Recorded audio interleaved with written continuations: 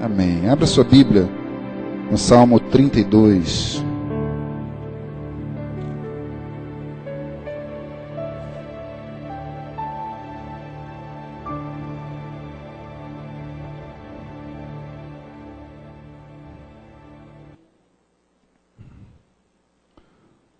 Salmo de número 32. Amém?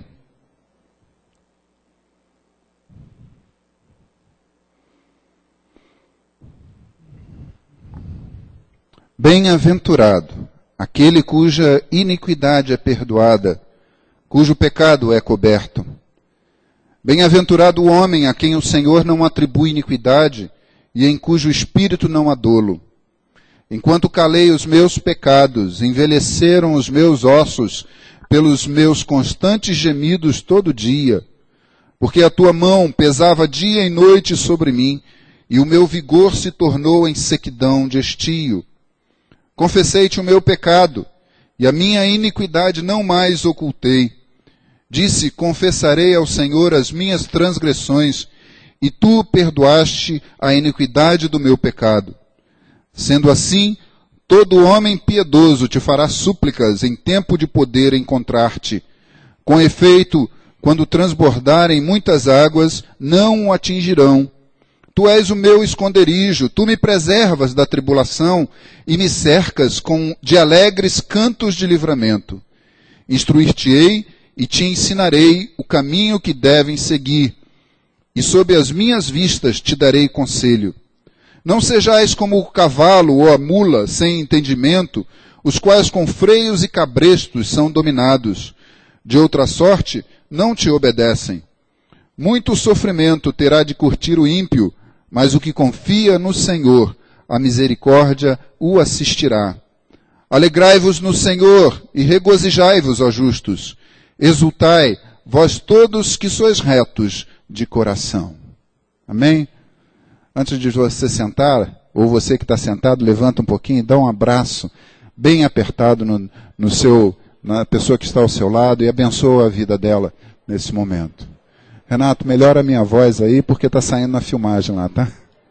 Está estridente. Chega a estar irritante.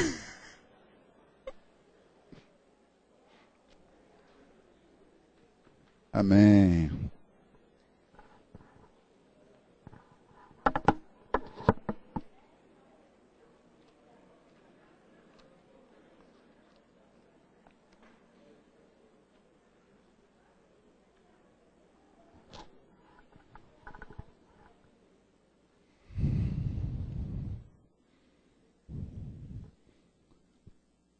Davi passou por uma situação, aliás, por várias situações na sua vida, em que o pecado dominou a sua vida. Ele enfrentou situações de passar por consequências doloridas do pecado que ele havia cometido. Uma determinada situação foi que ele mandou realizar um censo que Deus não havia mandado ele realizar, que Deus não havia dito para ele realizar. E, no entanto, ele mandou realizar o censo porque ele queria saber qual era o tamanho do seu poder bélico e poder, até mesmo, de certa maneira, se gabar diante dos seus inimigos, porque ele tinha autoridade sobre inúmeros milhares de soldados, e soldados bem preparados e bem armados. E Deus disse para ele, eu não mandei você fazer isso. E por causa disso houve um peso sobre a nação de Israel muito grande. E Davi reconheceu diante do Senhor. E esse peso que veio sobre a nação de Israel, Davi chegou a dizer para o Senhor, Senhor, fui eu quem pequei, fui eu quem errei. Tira a tristeza do meio do povo, tira o peso que está sobre o povo. Vem a sua mão sobre mim. E ainda ele fala algo muito importante. Caia a sua mão sobre mim, mas não caia a mão dos homens. Porque o Senhor é justo e misericordioso. Outra feita, ele, enquanto os seus exércitos estavam em guerra, ele vai passear no terraço do seu palácio e olha na outra casa e tem uma mulher tomando banho. E ele então pergunta quem é aquela mulher e a chama para estar com ele e se deita com ele e adultera com essa mulher. E aí então essa mulher engravida. E aí descobre-se que aquela mulher é mulher de um soldado que está no meio da guerra. E Davi, para encobrir o seu erro, ele traz o soldado de volta e faz de tudo para que aquele soldado se deite com a sua mulher, para que aquele filho ficasse como sendo daquele soldado. Mas o soldado se recusa a ir. Evita aparecer em casa. Então Davi, quando vê que não consegue mais, manda um recado para o seu comandante lá, dizendo, coloca ele na frente da batalha, e quando a batalha estiver bem quente, você tira os seus comandos, deixa ele sozinho.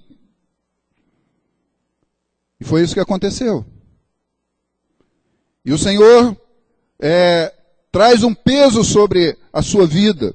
Então, Davi, que é considerado pelo próprio Deus o homem segundo o seu coração, era um homem tendente a pecados, a quedas. Nesse salmo aqui, ele está falando justamente nisso, porque ele não se arrependeu do seu pecado imediatamente. Ele ficou um tempo ainda até que o Senhor lhe mandasse um profeta para dizer para ele que ele era pecador e sobre ele viriam as consequências do pecado. E sobre a família de Davi depois vieram as consequências do pecado. Pastor Wilson, há pouco tempo atrás, pregou sobre isso aqui na igreja. Mas é importante você saber que esse homem, rei, que havia se posicionado usufruindo de um pecado que marcou a sua vida, esse homem, ele se quebra diante de Deus e ele escreve esse salmo, dizendo, enquanto eu calei os meus pecados, os meus ossos envelheceram. Foi quebrada a minha vida diante de Deus. O Senhor se afastou de mim.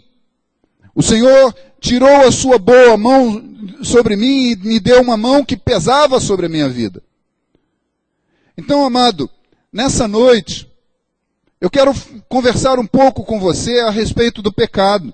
Porque muitas vezes a gente fica imaginando que pecado é só aqueles grandes erros que nós cometemos na vida.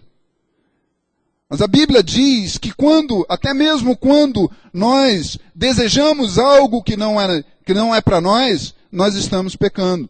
Quando o nosso pensamento maquina coisas contra outras pessoas, ou quando nós guardamos mágoa, ressentimento de outras pessoas, isso também é pecado. Querem ver uma coisa?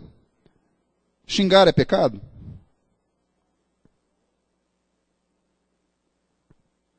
Mas nós vemos tanta gente crente falando palavrões aí. E não é só os jovens, não. Homens, mulheres, estão usando o palavreado. E a Bíblia, o que a Bíblia diz? Não saia da vossa boca nenhuma palavra torpe, mas somente aquela que sirva para edificação. Aí eu pergunto para você, qual é o palavrão que edifica alguém? A Bíblia também fala que tudo que nós fizermos, seja em palavras ou em ação, façamos em nome do Senhor Jesus Cristo, dando por ele graças a Deus Pai. Você já imaginou você falando um palavrão em nome de Jesus? Você pode imaginar a cena de Jesus na hora que está lá tirando os homens de dentro do templo, porque eles estão vendendo o templo, o Senhor Jesus soltando inúmeros palavrões? Você pode imaginar isso? Então, falar palavrão é pecado. Amém, igreja? O salmista diz assim, que as palavras dos meus lábios e o meditar do meu coração sejam agradáveis na tua presença, Senhor, rocha minha e Deus meu. Então existem coisas que são sutis na nossa vida, mas que estão ali, fazendo parte da nossa vida, aprisionando a nossa vida, fazendo-nos perder, levando-nos a distanciar-nos do melhor de Deus para nós. Porque é pecado. Porque interrompe a nossa vida, porque amarra a nossa vida. E tanto o pecadinho como o pecadão, para Deus não tem tamanho, é o mesmo. E todo ele é capaz de impedir que o melhor de Deus venha se apresentar na nossa vida, fazer com que nós realmente saibamos o que é o melhor de Deus para nós. E Davi, ele justamente, o homem segundo o coração de Deus, que caiu em pecado, que não só nessas duas vezes, mas em outras oportunidades, também errou, também caminhou errado, ele conhecia não somente o peso da mão de Deus, mas conhecia o Deus que perdoa o seu pecado. Lá em João, na primeira carta de João, capítulo 1, versículo 9, diz, se confessarmos os nossos pecados, ele é fiel e justo para nos perdoar os pecados e nos purificar de toda a injustiça. O poder de Deus sobre a nossa vida é o poder não somente de nos liberar do peso do pecado, mas também de limpar a nossa vida, limpar o nosso rastro e nos dar uma nova caminhada. Fazer com que nós experimentemos algo novo de Deus na nossa vida. E quando Davi começa a escrever esse salmo, ele está dizendo de uma experiência, justamente da experiência de saber que foi perdoado pelo Senhor. Por isso que ele fala assim, feliz é o homem, feliz é aquele cuja iniquidade é perdoada e cujo pecado é coberto. Você sabe o que cobre o nosso pecado? Sabe? O que cobre o nosso pecado? O sangue de Jesus. O mesmo João diz que o sangue do Senhor Jesus Cristo nos purifica de todo o pecado. De todo o pecado. Então, ele continua dizendo, bem-aventurado o homem a quem o Senhor não atribui iniquidade e cujo espírito não há dolo.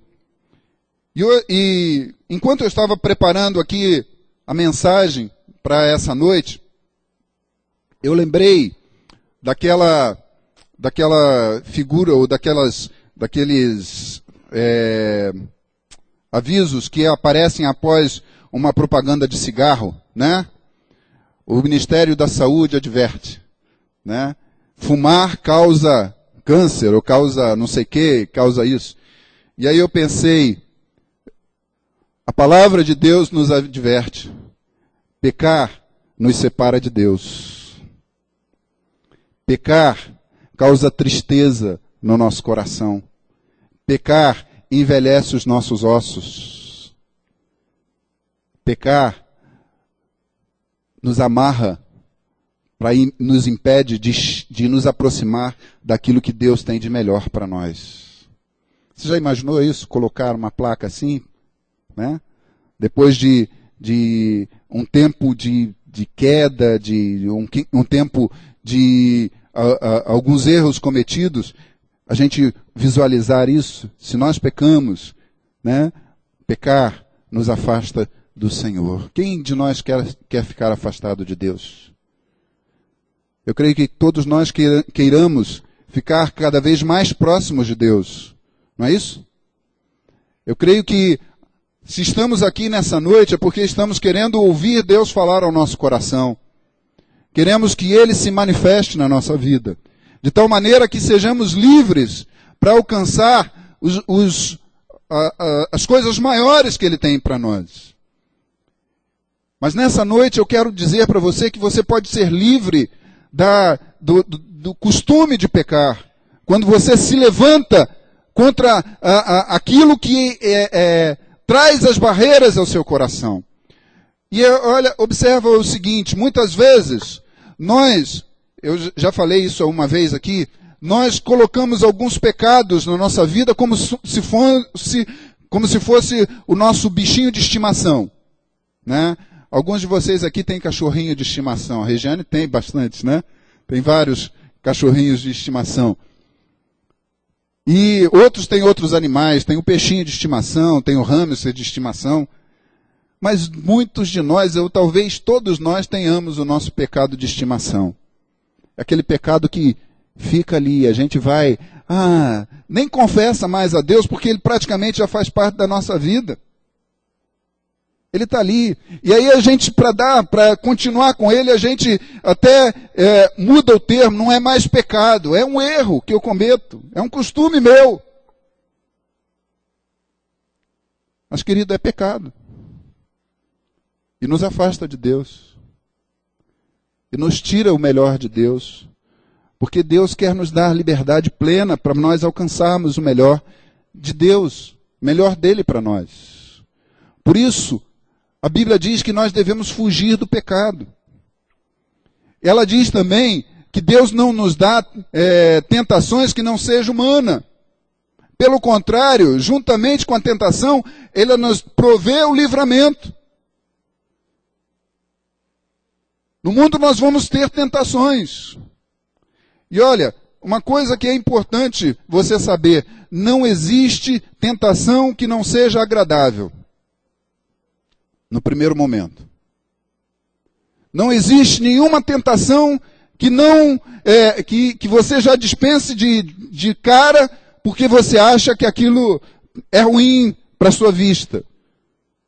Toda tentação é agradável. Toda tentação, todo momento, toda hora que você é tentado por alguma coisa que te atrai, que acolhe a sua atenção, que faz com que você preste atenção naquilo e se sinta com vontade de lá, senão não era tentação, né? Senão o nome não era tentação. Você quer ter aquilo. Nós vemos lá, no caso de Caim e Abel, quando Caim está com raiva de Abel, porque a sua oferta não foi aceita, o Senhor chega para Caim e fala, Caim, o pecado está diante de ti, cabe a você dominar, impedir. Mas Caim foi e matou Abel. E depois Deus chega para Caim e pergunta, onde está o teu irmão? E toda a trama de Caim foi descoberta. Então, amados, nós podemos perceber isso, que somos tentados para ter coisas que desagradam o coração de Deus e que nos afastam de Deus. Por causa do pecado de Caim, ele se afastou de Deus, ele foi expulso daquela região onde ele estava e foi viver distante da sua casa, da sua família. Totalmente distante de Deus. Então, o pecado, ele faz isso com a gente. Aqui no texto nós encontramos algumas expressões interessantes. Versículo 3 diz que enquanto eu não confesso o meu pecado, os meus ossos envelhecem. Imagina, não é que você, a partir do momento em que você não confessa o teu pecado, você fique com osteoporose. Mas a partir de um momento que você ali cultiva o pecado, a sua vida fica amarrada. O seu coração fica preso. E aí você sabe que está vivendo uma vida distante de Deus e a sua vida vai se entristecendo, vai se abatendo. Você sabe o porquê de muita gente que sai da igreja? Qual é a maior dificuldade de pessoas que abandonam a igreja? Qual é a maior dificuldade para voltar? É a vergonha de ter que voltar e dizer, eu pequei, eu errei. E a maior vergonha que nós passamos é quando nós erramos e temos que nos apresentar diante de Deus. Sabe, meu querido, tem aquele pecado que é o que eu digo, que é o pecado de estimação, é aquele que eu digo, nunca mais vou pecar. Eu prometo ao Senhor, Deus, depois que o Senhor me perdoar dessa, nunca mais eu vou pecar. E aí, no dia seguinte, está pecando de novo. E uma hora chega que você fala assim, eu sou um tremendo de um sem vergonha. Porque chegar diante de Deus agora para dizer que eu não vou pecar, mas não é isso que Deus quer. Deus quer que você se apresente e diga para Ele, Senhor, me ajuda, porque eu não consigo me livrar disso. Só o Senhor, que é fonte de todas as coisas, pode trazer libertação para a minha vida.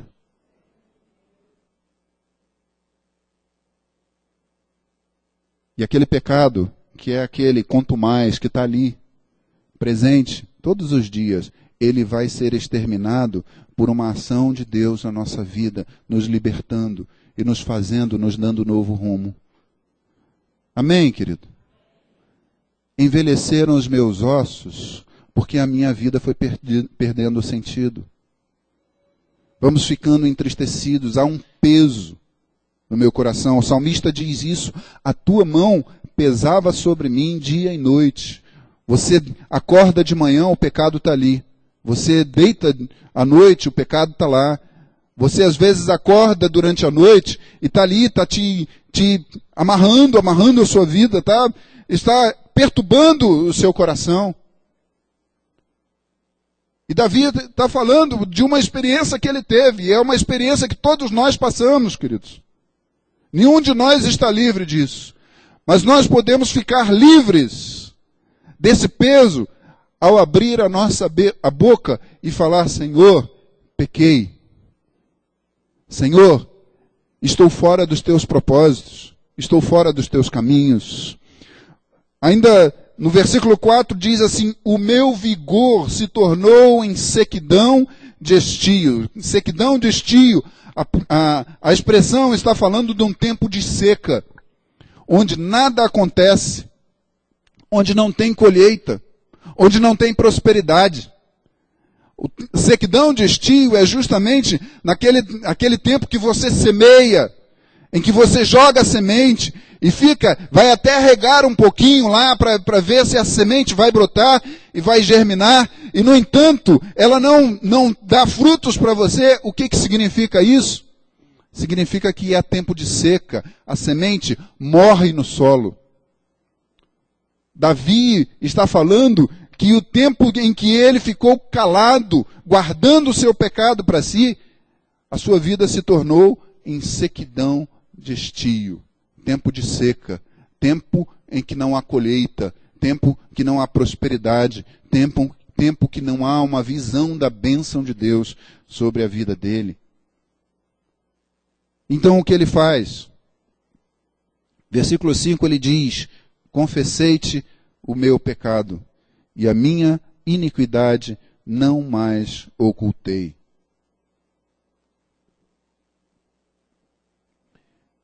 Disse, confessarei ao Senhor as minhas transgressões, e tu perdoaste a iniquidade do meu pecado. Percebe uma coisa, querido? Se você guarda um peso no seu coração que é pecado, você não perdoa alguém, você tem uma tristeza profunda no seu coração porque alguém anulou alguma coisa na sua vida, quebrou alguma coisa na sua vida, ou por causa de uma situação de perda, você perdeu algo muito precioso para você, e você guarda a amargura no seu coração. Ao trazer isso diante do Senhor e confessar isso diante do Senhor, você não precisa subir num prédio e se jogar de lá para que Deus olhe para você e te perdoe. E vou dizer mais, você não precisa dar 7 pulinhos no rio. Qual é o rio daqui mesmo? Hein? Rio do Saudoso? É o mais próximo, né? Você não precisa aqui no valão, no ribeiro aqui da Junqueira, para dar 7 mergulhos ali, para o Senhor perdoar o teu pecado, não. A Bíblia diz que o perdão de pecado, quando eu confesso o meu pecado diante de Deus, o perdão é automático. Amém? Você ouviu isso? Quando eu confesso o meu pecado, aquele pecado que está amarrando a minha vida, está quebrando, está me distanciando de Deus, o perdão de Deus é automático. É isso que Davi está dizendo aqui. Confessarei ao Senhor as minhas transgressões, e tu perdoaste o meu pecado. Sabe por quê, querido? Porque o perdão de pecado que o Senhor tem para nós já foi liberado na cruz do Calvário em Jesus Cristo. Foi lá. Quando dissemos que o meu pecado foi coberto, e nós respondemos aqui que o sangue de Jesus cobriu o meu pecado, é porque o sangue foi liberado lá na cruz do Calvário. Jesus não precisa morrer mais nenhuma outra vez para perdoar o nosso pecado, para nos liberar, para nos tornar livres. Ele já perdoou de uma vez por todas. Eu preciso é confessar. Eu preciso é abandonar, dizer, Senhor, eu estou aqui e preciso ser livre na minha vida. Eu não posso ser livre enquanto eu estiver caminhando com o meu pecado, guardando o pecado na minha vida. Eu preciso da liberdade que vem de ti.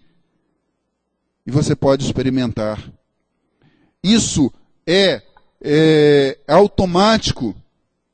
O perdão é automático. E outra palavra, é sintomático. A partir do momento que você é perdoado, você sente o sangue passar sobre a sua vida e a paz do Senhor vem sobre o seu coração. Mais uma vez. Amém? Confessarei ao Senhor as minhas transgressões e tu perdoaste a iniquidade do meu pecado. Por que nós estamos falando isso nessa noite? Porque o Senhor conhece o coração do seu povo.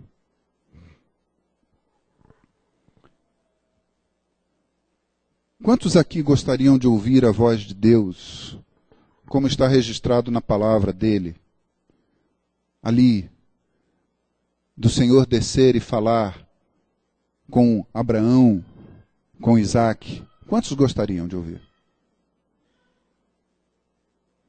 Você sabe que muitas vezes o que impede de nós ouvirmos o Senhor falando conosco, falando mesmo conosco, é o pecadinho de estimação?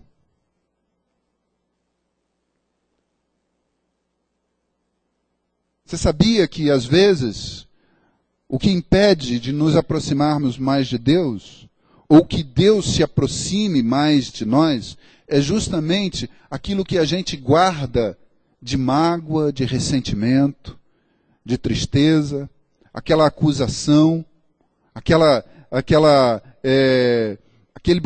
que a gente cometeu na infância e que ainda prende a nossa vida. Você já fez algo da infância que te marca até agora, a fase adulta? E que ainda, quando você lembra, traz tristeza ao teu coração?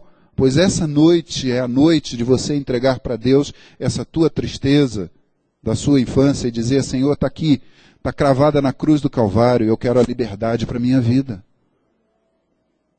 A tua mágoa, o teu ressentimento, a falta de perdão contra pai, mãe, marido, mulher, seja o que for, é hora de você chegar, pegar isso e cravar na cruz do Calvário.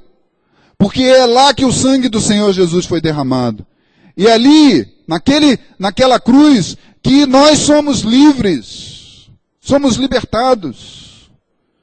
É nesse momento em que o sangue passa sobre nós, é que nós somos totalmente, nos desvencilhamos totalmente do pecado e as portas de Deus se abrem para nós. Hoje de manhã o Vitor foi ministrar sobre do dízimo e ele falou que quem de nós não gostaria de estar orando para ressuscitar mortos e ver o morto ressuscitar? Isso acontecia na época de Jesus. O que impede de nós vermos isso hoje?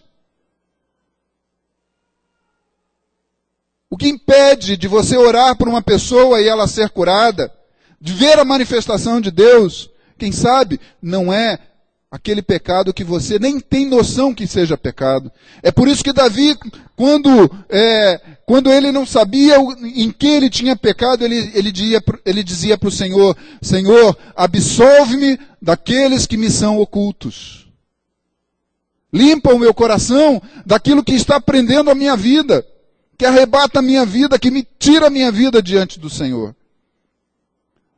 Sabe, amados, talvez a glória do Senhor não se manifeste na nossa vida individual e como igreja, por conta de estarmos guardando como tesouro algumas coisas que precisam ser jogadas fora, que precisam ser confessadas diante do Senhor. E Davi tem essa experiência.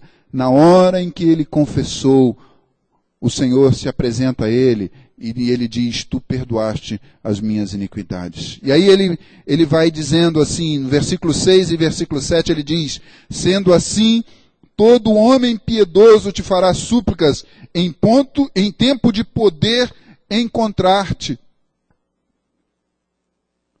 O Senhor fala para nós nessa noite que são os nossos pecados que fazem separação entre nós e o nosso Deus. Mas a confissão de pecados nos aproxima de Deus, nos torna íntimos de Deus. E a Bíblia diz que a intimidade do Senhor é para aqueles que o temem. É para aqueles que buscam o Senhor. É para aqueles que querem satisfazer o coração de Deus. É para aqueles que querem saber qual é o melhor de Deus para a sua vida, para a sua experiência de vida. Portanto, temos que nos livrar do nosso pecado. E aí ele continua: com efeito, quando transbordarem as muitas águas, não atingirão. Tu és o meu esconderijo, tu me preservas da tribulação e me cercas de alegres cantos de livramento.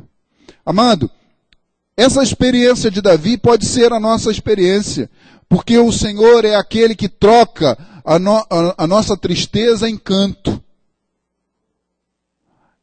O Senhor é aquele que troca o nosso pecado em libertação. O Senhor é aquele que faz com que aquilo que pareça maldição na nossa vida se torne bênção. Porque todas as coisas que atingem a vida para o nosso benefício, vêm de Deus. É Ele quem tem a chave que libera as bênçãos sobre a nossa vida. Vocês podem dizer um amém sobre isso? Porque realmente essa é a verdade. O Senhor não se esconde de nós. Nós é que nos escondemos de Deus. Quando nós pecamos, não é que Deus se afastou de nós. Não, foi criada uma barreira que nos impede de nos aproximar de Deus. Essa barreira nos faz sentir distantes de Deus, longe de Deus. Mas quando nós confessamos o nosso pecado diante de Deus, o próprio Deus quebra essa barreira e não há mais nada que impeça de nos aproximarmos de Deus. O sangue do Senhor Jesus Cristo nos purifica de todo pecado. Sabe, amado, no simples fato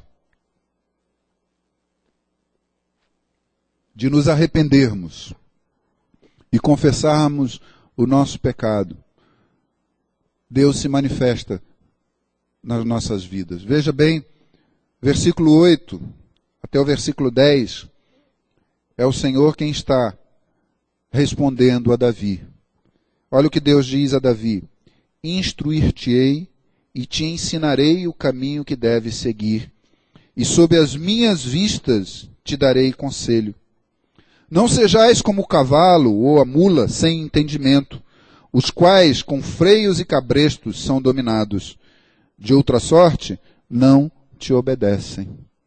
O Senhor está falando para nós, nessa noite, que quando nós pecamos, nós somos que nem a mula ou o cavalo, que somos guiados de um lado para o outro, sem entendimento.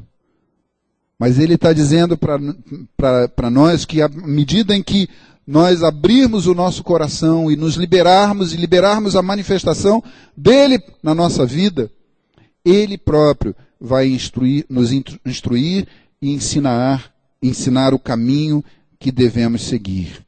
E aí a coisa que eu mais acho tremendo nesse texto.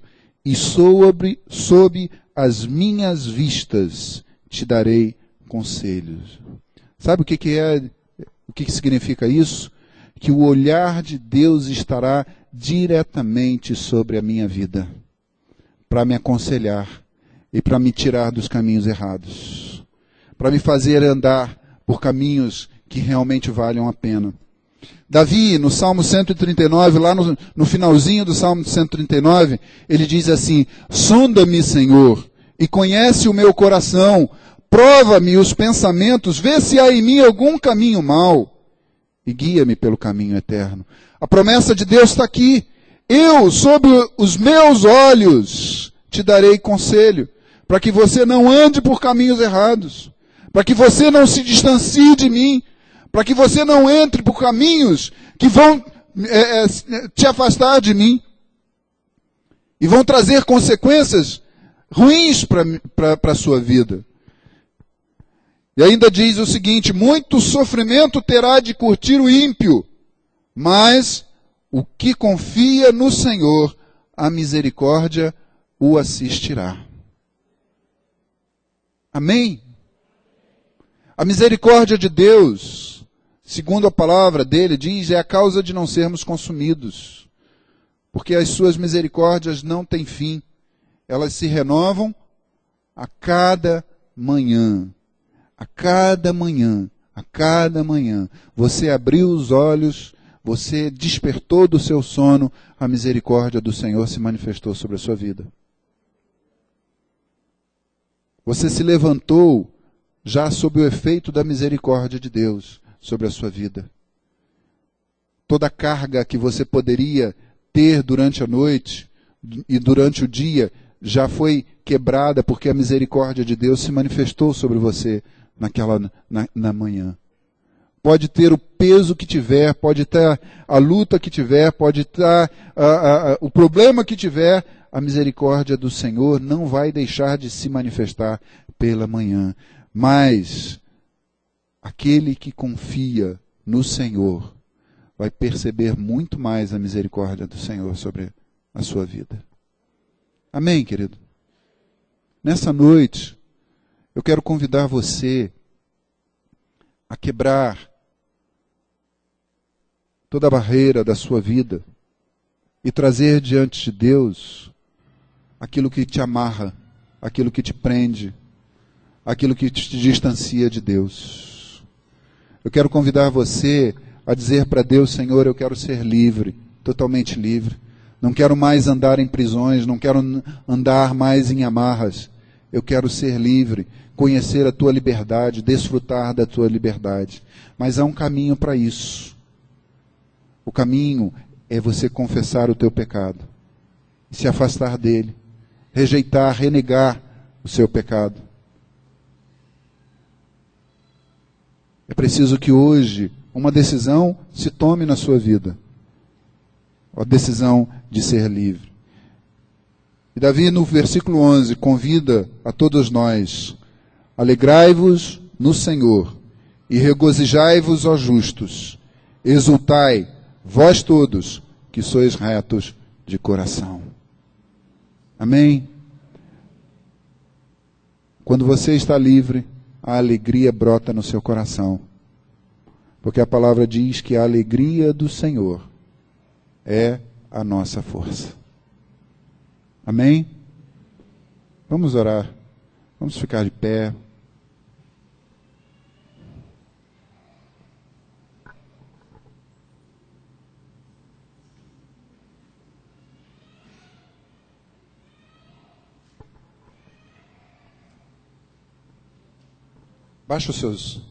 Abaixa a sua cabeça, fecha os seus olhos.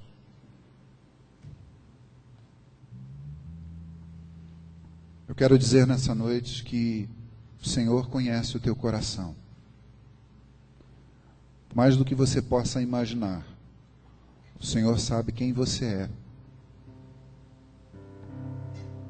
O Senhor estava próximo de você quando você se afastou dele. Quando você cometeu as atitudes que cometeu, ou quando você se amargurou, se entristeceu, se abateu. Os olhos dele estavam sobre a sua vida. Pode ter sido lá na sua infância. E ele vai te acompanhar o resto da sua vida. Ele sabe da sua vida. Ele sabe quais são os desejos do teu coração. Quais são os abatimentos do seu coração. Quais são as tristezas do seu coração. Eu quero convidar você agora a falar para Deus: Senhor, é isso que me prende. São essas coisas que me amarram, que me impedem de um transbordar maior do Senhor na minha vida. E mesmo Ele sabendo, Ele vai liberar o seu coração nessa noite. E fazer com que você experimente a alegria que vem dele. A alegria que vem do trono dele. Eu quero que você chegue para Deus agora e confesse. Você fale.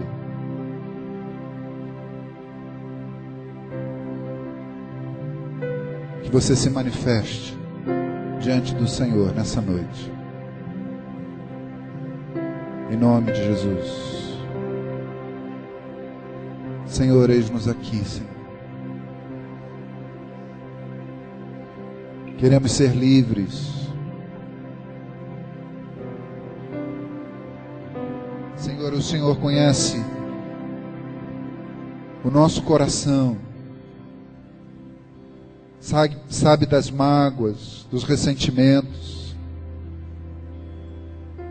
Sabe o que abate o nosso coração.